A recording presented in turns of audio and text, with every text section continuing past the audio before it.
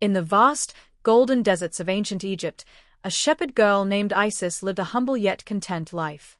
Her days were spent tending to her family's flock, guiding the sheep and goats through the scorching sands in search of green pastures.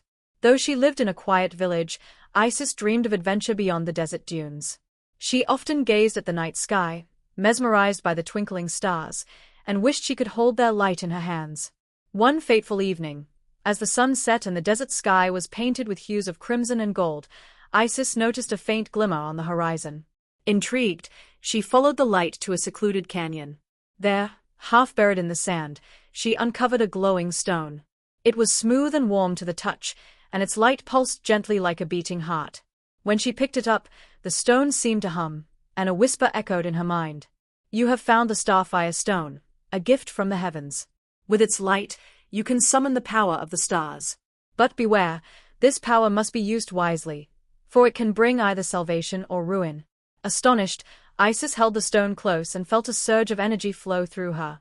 That night, she returned to her village, keeping the Starfire Stone a secret. But she soon realized its power was not meant to be hidden for long. Days later, as Isis led her flock through a narrow canyon, a sudden sandstorm arose. The winds howled like a furious beast, and the sky darkened as the sun disappeared behind a curtain of swirling sand. The villagers who had accompanied her on the journey were thrown into panic. The canyon walls echoed with the cries of frightened animals and people. Isis clutched the Starfire Stone, feeling its warmth through the chaos. Desperation filled her heart as she realized they would not survive without a miracle. Closing her eyes, she focused on the stone and whispered, "Guide us, great stars."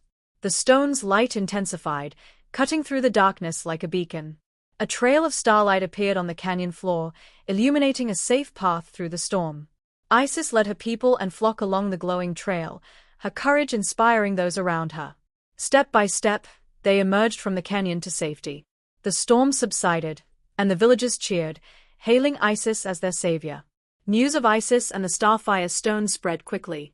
Among those who heard the tale was a cunning thief named Seti. Ambitious and greedy, Seti desired the stone's power for himself. He devised a plan to steal it, believing that with the stone, he could control the desert and bend the stars to his will. Seti arrived in the village disguised as a weary traveler. He charmed the villagers with tales of distant lands and earned their trust. Pretending to admire Isis's bravery, he persuaded her to show him the Starfire Stone. "Such a treasure deserves to be protected," he said with a smile. "Let me help you safeguard it." Unaware of his true intentions, Isis allowed Seti to see the stone. That night, while the village slept, Seti crept into her tent and stole the Starfire Stone. By the time Isis discovered the theft, Seti was already far into the desert. Determined to retrieve the stone, Isis gathered a small group of villagers and set out to pursue Seti. They tracked him through the desert, braving scorching days and freezing nights. Along the way, Isis relied on her instincts and the faint remnants of the stone's energy to guide her. Finally, they found Seti at an ancient temple deep in the desert. He was attempting to harness the stone's power, but the stone's light had dimmed under his selfish intentions. As Isis approached, Seti turned to face her, his expression twisted with greed. "You don't understand the power of this stone," Seti sneered. "It's wasted on you." "The stone's power is not meant for greed," Isis replied firmly. "It is meant to guide and protect." Seti laughed and raised the stone, attempting to summon its light. But instead of glowing, the stone cracked, its power rejecting him. Realizing his mistake, Seti tried to flee, but Isis stepped forward. She reached out to the stone, and it immediately pulsed with light, restoring its brilliance. The temple began to tremble, as if the stars themselves were watching. Isis held the stone high and whispered a prayer, asking the heavens to cleanse the stone of Seti's corruption. The stone's light surged, filling the temple with radiant starlight. Seti fell to his knees, blinded by its brilliance, and the temple calmed. With the Starfire Stone restored, Isis returned to her village, vowing to use its power only for the good of her people.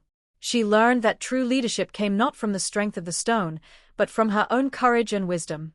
The villagers honored her not as the keeper of the Starfire Stone, but as a protector of their community. As for Seti, he disappeared into the desert, his ambition humbled by the stone's rejection. Some say he was forever haunted by the brilliance of the stars, a reminder of what he had lost. From that day forward, Isis guided her people with the wisdom she had gained. The Starfire Stone became a symbol of hope, shining brightly in the night sky to remind all who saw it of the power of sacrifice and the importance of using gifts wisely. The moral of the story: true leadership is not about power, but about selflessness, courage, and using one's gifts wisely to protect and guide others.